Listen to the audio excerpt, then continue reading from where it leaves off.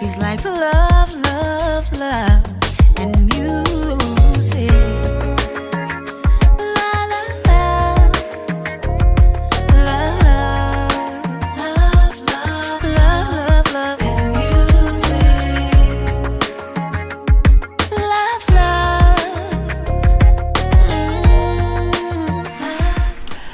love. Hello, everyone. Thank you for tuning in. I am Jay Lee. This is Jay Lee's Corner. This is my review for Teen Mom OG. This is season 7, episode 23. Yes, never ending episode, never ending season. Anyway, if you have not done so already, please take a moment to subscribe to my channel and become a J Bird. Hello to my J Birds. Hello to my J Birds, okay?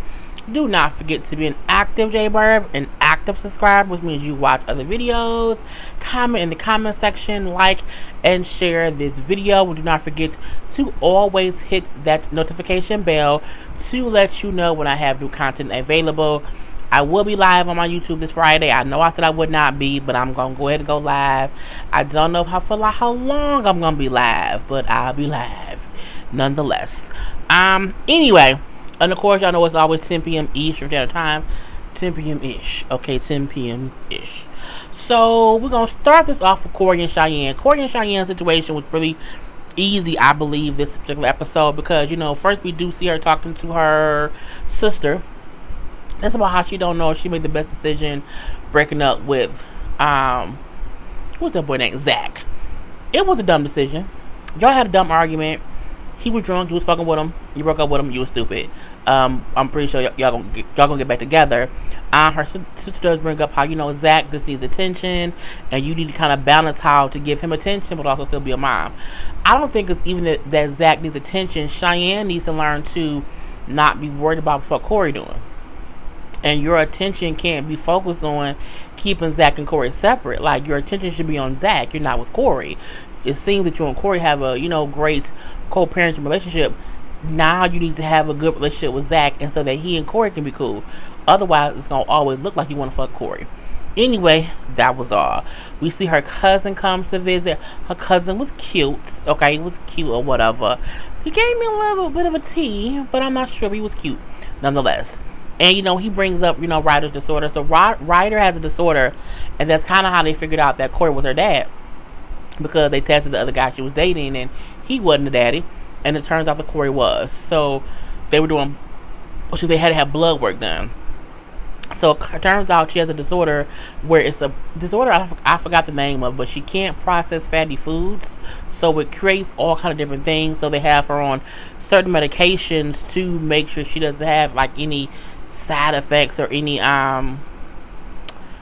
what's it called, symptoms or any reactions or stuff won't happen when she don't have the right medication. So, you know, they have her on this medication to be managing it, but like she can get sick if she doesn't process the food that she eats correctly. So it's that whole thing. So we see that, you know, they're basically just going to a doctor's appointment. She's going, her mom is going too, and so is Corey. And, you know, the mom is nervous, she's nervous, and they're like, we all can't be nervous, this is so much. You know, the last time we went, you know, it was this and it was that, and they were saying all this stuff, and we don't know this, we don't know that. Because, again, the baby is so young. She's like 8 or 9 months or whatever, so it's not as if there's this long, drawn-out time frame of them knowing, like, how to act when she has to go to the doctor. But it turns out she was only really going to get some blood work done. To basically get her blood work done so they can kind of see where her levels are, if she has to continue her medications. She's a happy baby, so that's a great thing. And they were more worried, like she's going to get her blood drawn, she's going to cry, like it's like she's getting poked and prodded. So of course when your baby gets shots or get blood drawn, parents don't like that with the new babies or whatever. But we see that after they had the appointment, it was all fine. It was nothing too serious for them to be nervous about. Again, she got poked one time. They took so much blood from her, you know, from the one poke, so that part was fine. And, you know, they all bring up how it was not as scary as it was this time as it was last time. They said the last time the doctors were basically informing them on everything that could go wrong. Everything that could be a symptom or an effect of her disorder or the medication. So of course that scared them all. But this one, they say it wasn't. They didn't get all that crazy information. Basically, but they already got it. So now they just have to wait for the results to see if she would need to continue the medication they currently have her on. So they get the results back, and the results came back good. There's still some things that are kind of not inconclusive, but they're still waiting for some other stuff to kind of come through. But for right now, they say the baby don't have to take the medication anymore until they kind of figure out more things, and if her levels are really stable enough for her to stay off of it for a long time. But they're going to let her know about any changes soon. And you know what I'm saying, at that point in time, Cheyenne was asking Corey, like, what do you feed her at your house? He say basically in the morning she likes some oatmeal. She may get like 6 eggs. She like six eggs. He's like, yeah, like mainly egg whites, but yeah, like 2 yolks and then the rest are egg white. But yeah, she'll eat like 6. She was like, she don't need 6 eggs. They were kind of laughing about that, and you know what I'm saying, they happy they baby healthy, and that basically all it was Cheyenne and her story. Amber and Andrew are still in LA chilling like a villain, and her brother's coming to visit to see the new baby. Okay, so she brings up how she brings up to Andrew how her brother wants to get to know him more, because again her brother don't really know him. But I said, well, hell, Amber, neither do you. The same amount of time that you've known him is almost the same amount of time your brother has. So girl, y'all both need to get to know people. Anyway, her brother does come to visit, to see her, the baby, or whatever. And so he sees the baby. It's, oh, baby, cute little baby, little cute little, whatever. And we see he and Amber have a conversation. And he brings back, the first time I met Andrew, you were pregnant. And now the second time I met him, you have a whole baby. And she's like, where is this going? He brings up how I just meant how, I do see a difference in you now than how you were before he came around. You know what I'm saying? You do seem happier now. So she admits that when her and Matt first broke up, she was very, very down. But instead of going to drugs, she went to drinking. And she was drinking it up. Okay, so I admit I took to the bottle hard. I was drinking a whole lot, and then I met Andrew. Even though he was sober or clean with drugs, he was drinking with me, so we was drinking together. Drinking it up. Okay, she said, I then found out I was pregnant, and I had to stop drinking. And she said, eventually, he stopped drinking altogether. Now we're both non-drinkers. That's why they seem so boring. Not that I feel like anyone needs liquor to not be boring, but I think they both are very, very mellowed out. And I think an issue with Amber has always been, she's always been on some kind of substance. Pills, weed, cigarettes, drinking, or whatever. It's always been something. I feel like now the reason she could be the way she is because she is not drinking and drugging at all right now. So she's clean. The man she's with is clean. So again, it's a whole different Amber. But who knows how long it's gonna last. Anyway, the brother then asked her, like, well, what's up with you and Leah? Like, what about you and her, like, spending time together? And she brings up, like, well, Leah's at a point in life where, she just kind of wants to do her own thing. And even though it hurt me a lot when she did not want to be around me, like, she really wants, like, just hang out at home and hang out with her friends, I had to realize, I have to be fine with that because she's just at that age. It was hurtful, but, what can I do? And so I feel 2 ways about that. I feel like Leah chooses to not hang out with her mom like that because her mom has never been a reliable person to be around. Like, I think she's come to realize mommy gonna do what mommy wants to do, so I need to kind of live my life. Like, mommy may not want me around because she brought up herself, I think, in last season, where it was when she was so depressed about Matt that she didn't want Leah around. Like, she was like, I was so depressed, I didn't want to see me like that. Okay, and she ended up meeting Matt. So I think it's more than she's at that age, because my nephew is 12 and he do like hanging around with his friends. However, if I'm like, hey DJ, you want to go hang out? Sure, TT. I'm saying it's never thing we like, well, no, I don't want to go hang out with TT. Like, that never happens. I think the reason Leah says she does not want to hang out with Amber is because she probably feels like, well, she don't want to hang out with me. You know what I'm saying? Like, and I do believe Leah loves her mom, but she also recognizes her mom ain't the person who wants to always be around her. And so I think because of that, Leah has grown to be like, when you ain't around, this is what I do. So now that you want to be bothered with me, I'm busy, bitch. It's basically what it is. And people do that. Like, as a parent, you have to realize that sometimes your kid, wants to be around you, but once they feel like, you don't want to be around them, they start saying, well, fuck you too. And they leave it at that. Her brother then asked her, like, but what if Leah, like, says, like, I want to go hang out with mom for, like, 5 days? Like, would Gary allow her to come spend 5 days with you if it just so happens to not be your week or whatever? Like, would he be okay with that? And she said, honestly, I don't know. I don't know what he would do or whatever. It's kind of weird. One, I don't think Leah would ever say, I want to be with my 5 days. I don't think she would ever do that. However, I do hope if at any given time, if it's times where Amber was supposed to get Leah and Leah didn't want to go, and it was Amber's time, and so Gary got that extra time with Leah, I feel like if there's a time where Leah wants to go to Amber and it's Gary's time, Gary should be open to let Leah go over there, because even though y'all have a court order for these particular days and times and hours and minutes or whatever, if Leah not really going over there at them times, because Leah at them times don't want to, when she wants to go over to mama's house, she should be allowed to. I think Gary should make that exception. So that we would have to see, because we don't know about that either. Bristol and Dakota. Bristol got the money for the house she wanted, the money, the equity from the house or whatever. So she's found her new house. She's going to be moving out in a couple days. So she's basically packing and moving and packing. And, she's packing up, like, I think the kids room or whatever. She's talking to, like, her friend and, like, the producer. And they're like, so, like, what's the plan? And she brings up, well, like, everything in this house is basically mine. Like, when we moved here, like, he only had, like, two suitcases of clothes. Like, because he had a house in whatever other state. He had a house elsewhere. So, she's like, for the most part, everything in here is mine, because when we got married, that's all he came with. But I feel like if y'all were married and then you bought all new stuff, wouldn't that be marital property? And I don't know if she meant like she already had a house there and he just moved in after they got married, but I'm like, if y'all got married and you bought stuff and he just brought his clothes, I'm like, I don't know if that maybe marital property. Anyway, it's like, but I'm not gonna leave him like all high and dry, whatever. I'm not gonna do that. But me and him do need to figure out the girls' schedules. So, she's like, well, thank God that Levi doing a good job with Trip or whatever.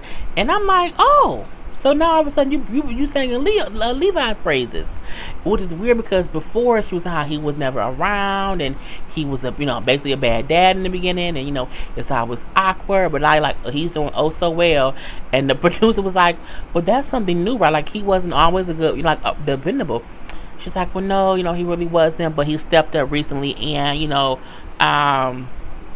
he's been there, whatever. And I said, well, it's funny to me that now you want to give Levi all this credit because you're divorcing Dakota. Anyway, I'm like, girl, bye. So we do see he and Dakota and Bristol meet up at the house to discuss the girls' schedules. And he like, well, I have these, like, I have them from the 1st to the 5th. You have them from the 6th to the 10th, or whatever the days was. Okay, so I have my week, you had your week, and we just kind of switch off. He was like, I have trips this week. However, it's still fine that I have them. That's cool or whatever. So she like, so you don't want to switch, swap out the days, so you don't have to take them. He's like, oh no, it's fine. It's still my responsibility. I'll get them. Well, I didn't say that you weren't responsible. He's like, oh no, I wasn't saying that. I would have said like it's my week, so why wouldn't I get them? And I said, you know what? Here she go. And this is what I feel like he mean by she make things an issue that aren't an issue. So they then, this is my week, this your week, whatever. He then says one particular weekend, and she said, well, I need to swap that week because that's the week of my sister's wedding, and I've already bought tickets for the girls to fly to Alaska. He's like, but that's my week. Now when he did this, I said, Dakota, don't be that petty. Okay. He like, this is my thing. We need to communicate. Why would you buy tickets for them to fly to Alaska and not talk to me about it? That part I agree with. The part I was laughing saying he was petty was when he said, when she said that's my sister's wedding week and they end the wedding, and he said, but that's my week. I was like, bruh, it's going crazy. Anyway, he then, because she said, well, I bought the tickets months and months and months ago because they were so cheap. He said, well, that's the issue. That's why I say we have to be able, we need to communicate. You know what I'm saying? He's like, that's my week. So why would you just buy tickets and not have that discussion with me about it? He's like, at the time you bought them tickets, we were still married. Like, she's like, well, that's not true. He's like, yes, it was like about 2 months ago, we were still married. And she then said, well, it depends on the day because some day we was, some day we wasn't. I'm like, bitch, what? What? Again, I see what he mean about her. Okay. But his point was, it wasn't a thing of, I don't want you to have the girls. The thing was, how would you make a whole decision without me to take the girls somewhere? Not only did you do that without talking to me, you did it while we were married. Like, so you still didn't have that conversation with me. And now that we're divorced, you still just assume I'm going to give you the girls on that weekend, but you didn't discuss it with me. But I still feel like, it's the wedding. It's the whole wedding, and they're in the wedding. However, he was truthfully right in saying, but you should have talked to me about it because it's my week, okay? You can't just say, I want to swap, but I'm going to say no. But when she said, like, oh, depending on what day it was of that month, we may not have been married. I can't remember we were married that month. I said, the fuck you just say? That's why I don't like Bristol. That is why I do not like her at all, okay? She's like, you know what? It does not matter. You can have them, like, from the 1st to the 15th, and I'll have them from the 16th to the 30th. So they'll both have like the first half of the month and the last half of the month for that time frame, so that way the girls can go to the wedding or whatever and it'll be fine. And then they didn't agree, and then whoever has them that week is the one that will pick them up from daycare every day, so that way we don't have to do any kind of exchange. So even if you have them and you drop them off to daycare on the 15th, and now I'm supposed to get them back on the 15th after daycare, I'll go pick them up and we ain't gotta see each other. I said, Lord Jesus, they hate each other. Oh, they don't like each other. But I completely see what he means by how she is. I completely get it. So, but he was Petty Betty when he said, I'll say Petty Bob, okay? Or Petty Paul. He was Petty Paul when he was like, that's my week. I said, but it's a wedding, bruh. It's a whole wedding. But, they still got to figure it out. So I'm like, oh, Lord Jesus.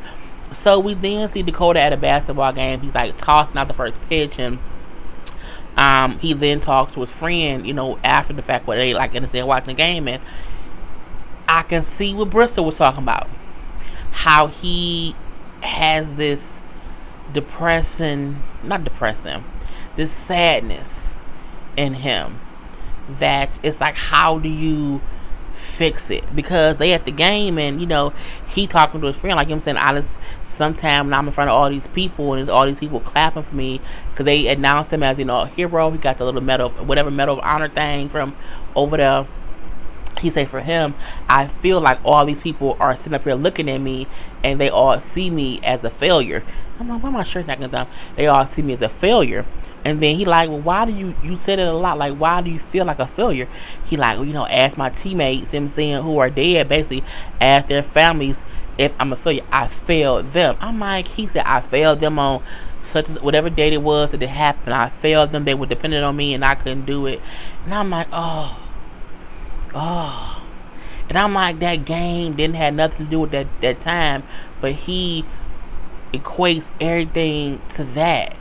So I can see how that can be tiring as a wife when your husband equates everything to a day from, how many years ago when something horrific happened, while he was over there, being a whole soldier, and you have to consistently make him feel good about himself on those days. So I can feel her too, like he has this sadness in him. I don't know what to do. However, I also feel like you be a wife. You know what I'm saying? Like, you be a whole wife to the point that, like, that's what it is. So he also bring up how he I feel like I failed with my marriage, with my kids, like all that was a failure. You know what I'm saying? And I'm like, he's trying to, I don't think it's a failure. I don't think that's a failure. I think it could be just a way for you to look at it as a stepping stone to the next thing. I don't feel like his marriage to Bristol was a fail. I feel like they were not compatible. I feel like, she's almost like a little Vembot, and she's like, cannot compute. So she can't compute how to be compassionate to that man because she's a goddamn Vembot. So again, they just were not a good match. They matched for a little bit of a time, and then they kept it going because they had nothing else to do, and then it finally broke.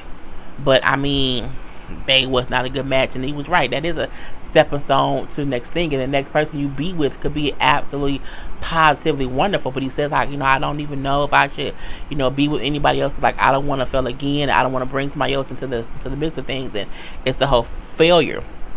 His friend then said, we got two people who are the best of that situation, so that you can focus on. He said, that's the point. I focus so much on my girl, but like, at times I also wonder, like, what's gonna happen if one day they see me as a failure too. And I said, oh, this man thinking his kids gonna see him as a failure. I'm like, he is really depressed.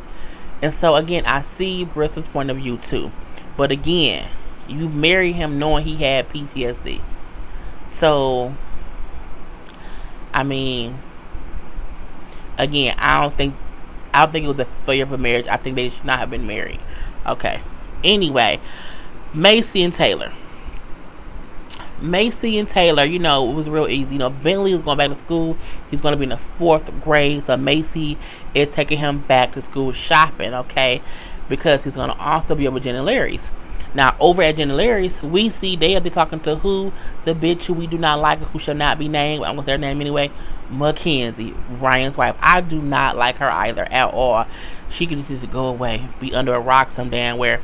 So they're talking about how Ryan's is totally against Bentley being in public school, and what I'm saying, he's just dancing against that. I'm saying, how he has set this money aside in some kind of education account, and this money there for Bentley to go to a private school. And I'm sitting here thinking, what, bitch? Because Mackenzie talking like, yeah, what I'm saying, Ryan wants this and Ryan wants that. Who the fuck cares what Ryan wants? Ryan has no rights to help suggest shit for Bentley, because Ryan is a whole ass deadbeat daddy. Okay, he's a whole deadbeat daddy when it comes to Bentley. Ryan is not a good father. Okay, he isn't. He is barely around. Even when he is around, he's not really around. It's a bunch of bullshit. And the fact that Mackenzie fixed her goddamn lying ass mouth to make it seem as if Ryan, he wants this, he wants that. Shut the hell up, Mackenzie. We don't believe you, okay? We then see Mackenzie say how her friend is an admissions advisor to whatever private school that's basically kind of close to Larry and Jen that they keep talking about or whatever, and how that person can get Bentley in, but Macy has to do the paperwork because she has sole custody of Bentley, with physical custody of Bentley. And what I'm saying, with Macy being the custodial parent, what I'm saying, they won't give an application for Ryan or anyone else. It has to be through Macy. And I'm like, say what now? So they decide they want to get an application, have it mailed to Macy, so Macy can get started on getting Bentley into this private school that they all think is the best thing for Bentley. So let me get this straight. Oh, and Jen, like, yeah, because the baseball coach at the private schools need to see Bentley. I'm saying, why not try to better his life if Brian has put the money aside? Hold on, Jen. Shut your ass up, too. It pissed me off. All of a sudden, everybody who can't even help Ryan fix his goddamn life want to help fix Bentley's. Look, y'all put Ryan on a pedestal so fucking high that he had to go get so high he forgot he was high. So my thing is, don't come and try to redo with Bentley. Don't try to help raise Bentley and make Bentley better because y'all fucked up Ryan. Girl, the fuck back. I said y'all have the audacity, the unmitigated gall to be on here talking as if we have the best interest of Bentley. I'm saying, why not try to better his life? Y'all fucked up his daddy life. Y'all are the reason his daddy is so untouchable and how he does dumb shit and is not even held accountable. Don't come up here trying to play Captain Save him with Bentley. Macy and Taylor got Bentley. He good. Y'all go fix Ryan. Go fix that fucked up ass kid. Don't mess with Bentley. It pissed me off. Because I'm like, Mackenzie, we don't even like you. You can't suggest shit. You can't suggest for me to get a raincoat in the goddamn rain. You can't suggest for me to don't walk out the street without no shoes on my feet about to get burned by the ground. You can't suggest shit at all. We don't like you because you sit and you allow Ryan to be the whole goddamn idiot he is and blame Macy for every damn thing that's wrong. And you have the balls to be up here on TV with your husband's parents talking about what's best for Bentley? Bitch, what? Oh, pissed me off. It pissed me off. Y'all wanna come save Bentley? Get the fuck out of here. Where was y'all at when Ryan needed this help? Ryan still needs this help. Y'all should not even be up in the house talking about Bentley. Sit around and talk about fixing Ryan, okay? Ryan ain't putting enough money to have him to go to private school. He's a fucking 4th grader. A 4th grader, okay? Y'all ain't rich.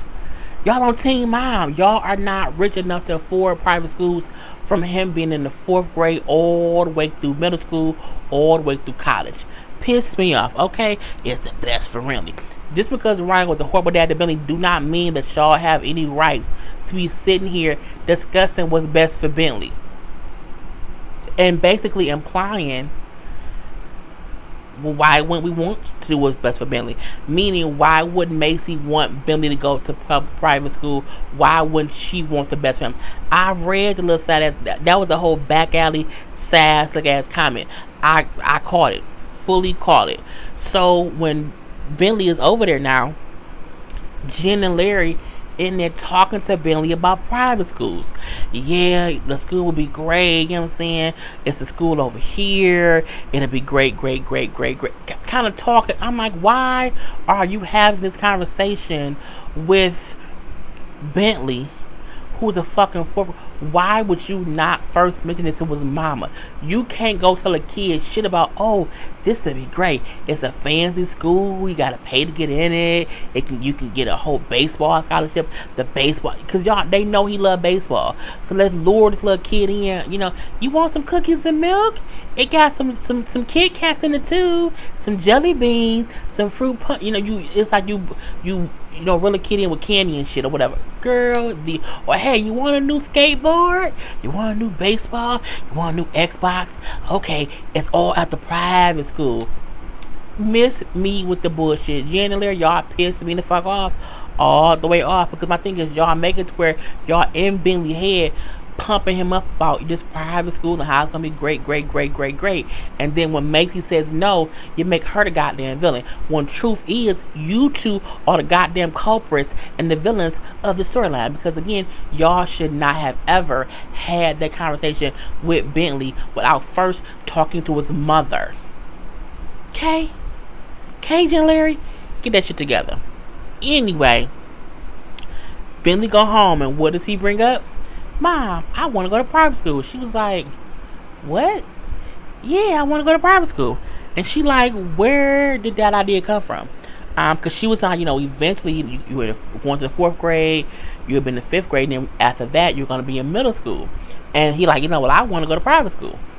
And when she said we get the idea from me and Papa, from goddamn Jen and Larry. And she was like, just because they suggest something, just because you want something does not mean you're going to get it. It's like, private school costs just as much as college. So, you know what I'm saying? That may not happen. And at Jen and Larry's house, what Bentley wants, Bentley gets. My thing is, Jim and Larry said themselves, they could not afford to send Ryan to private school. Y'all also can't afford to send Bentley. And I don't think Ryan has put enough money to the side to pay for private school for his son from middle school, high school, and college. Okay? Not with that heroin addiction.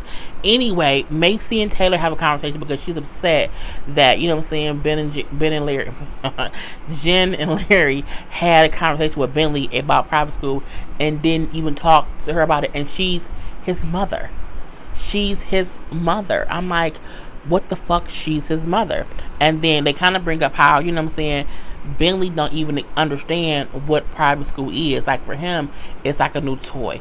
It's like a new baseball bat. It's like a new glove. It's something new that he just. It's like a new toy that he wants, but he does not really get what it entails. You know what I'm saying?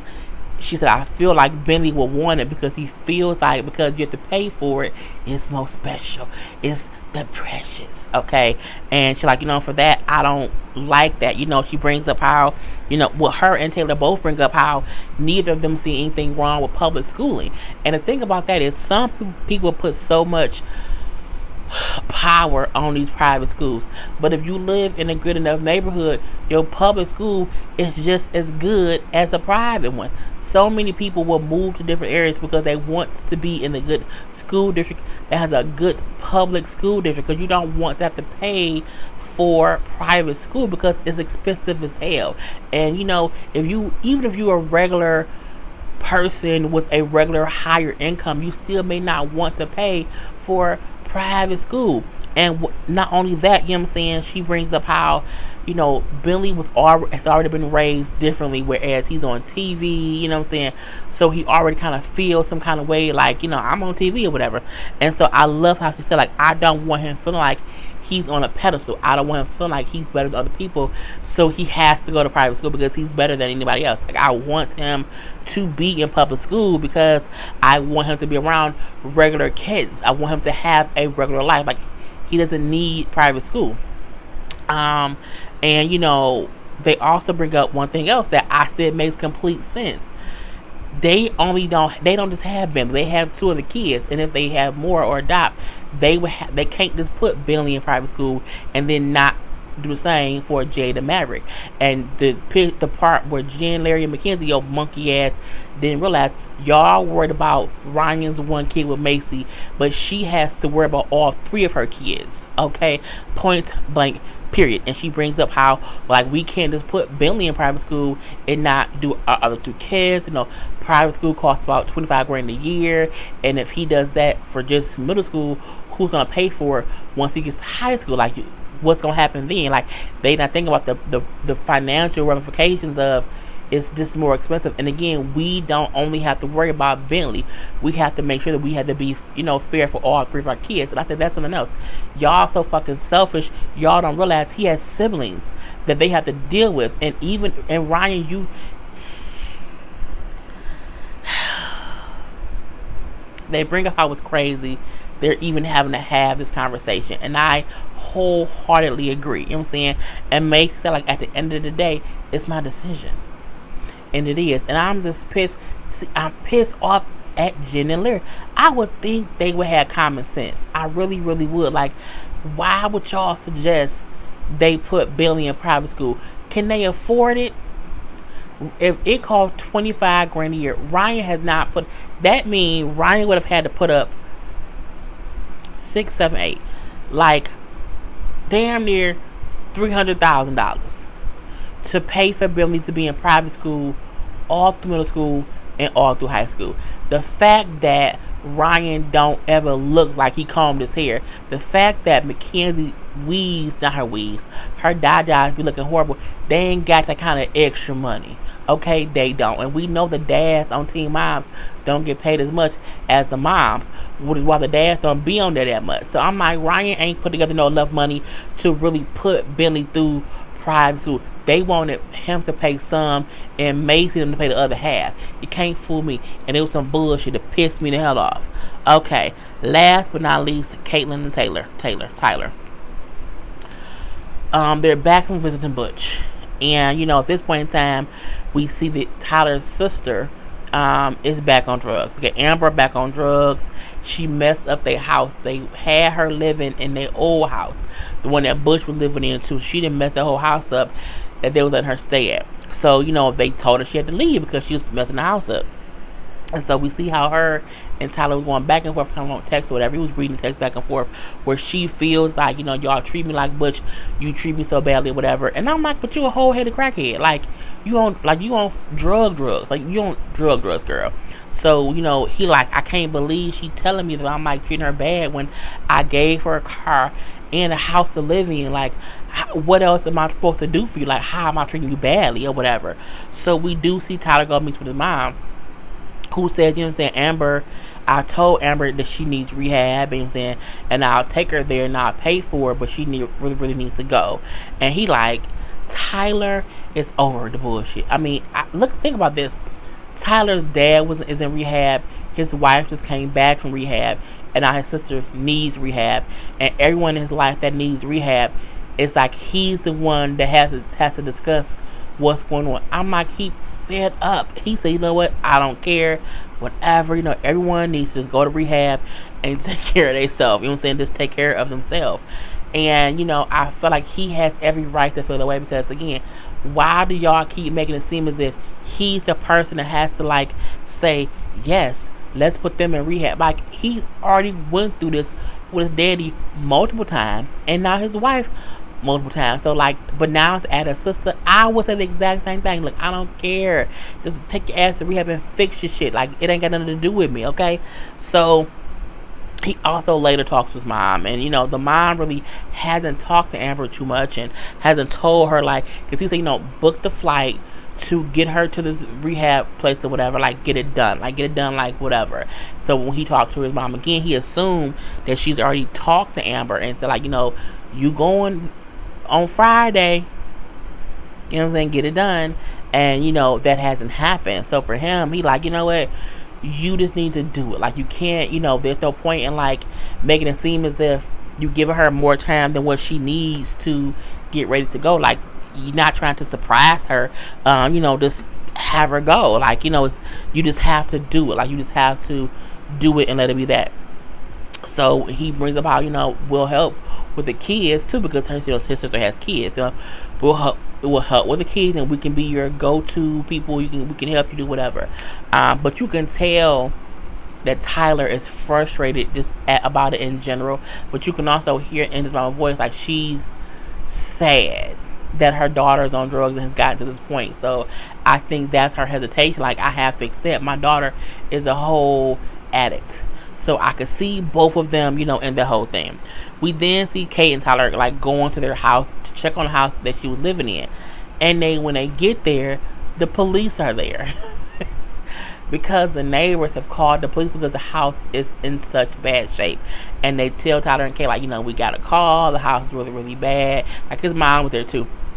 And, you know, you have to do this and this and this and this because this ain't gonna work. Now, when I saw the car, they in St. Clair Shores. That's a fancy part of Michigan. It's like a suburb of Detroit. Well, if you can think that or whatever. Anyway, so they walk up to the house. The house is a complete mess. Like, it looks like a crack house.